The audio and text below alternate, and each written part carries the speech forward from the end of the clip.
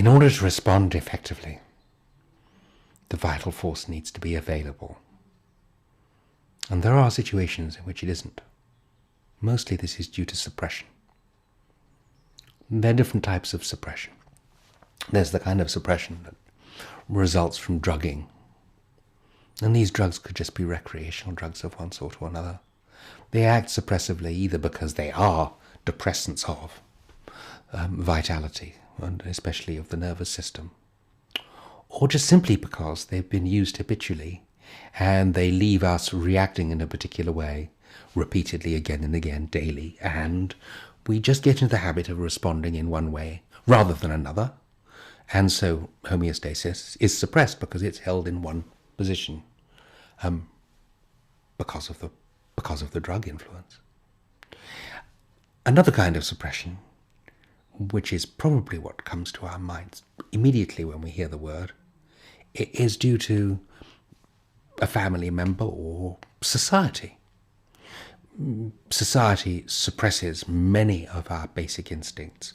Actually, the word more accurately would be repression, but they're kind of used interchangeably. Repression is a word that arose, I think, from Freud, and wasn't around and available either as a word or for Hahnemann. So, but the word suppression, of course, would have been there in the language. So, they are the two main forms of suppression. Both disallow the vital force its normal range of activity. This is what suppression is, and clearly, if somebody is under great suppression, it will affect their health markedly. And our task as a healer, whether we're a homeopathic healer or any other kind of healer, is to advise so that by whatever means the person can reduce that load. So it could be terribly obvious, stop drinking all that coffee, because it's constantly putting you in a state which is disallowing your normal range of vital response. And although you say, but it's not suppressing, it's actually making me come alive, of course it isn't. Because if you don't take it, you'll fall.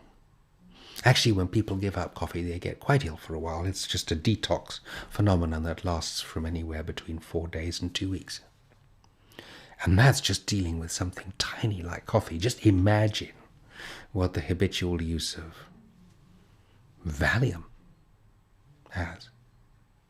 And I do believe that it's about a third of us who have taken or are taking Valium. So it's a pretty shocking statistic. Good only for the drug manufacturing companies because they make piles of money out of the stuff. Not good for us who take it. So we would remove those suppressing factors in order for healing to eventuate. And if suppression was societal, we might have a bit more of a problem. And so this is where there's a crossover between just suppression coming from the outside and chronic prescribing. Because if in chronic prescribing we would look at the individual's response to the situation which causes the suppression and give them the key to their vitality to unlock it because it's been held, so that they can break out of that suppression. So if it's a relationship where one is being suppressed by the other, or perceives that this is what's happening for them, then of course the dynamic in that relationship will change because of the homeopathic remedy. To cite a remedy that's actually quite in this picture, we could look at Staphylococcus aureus. And Staphylococcus aureus had a little label attached to it, which I feel a little frightened to say, but I will.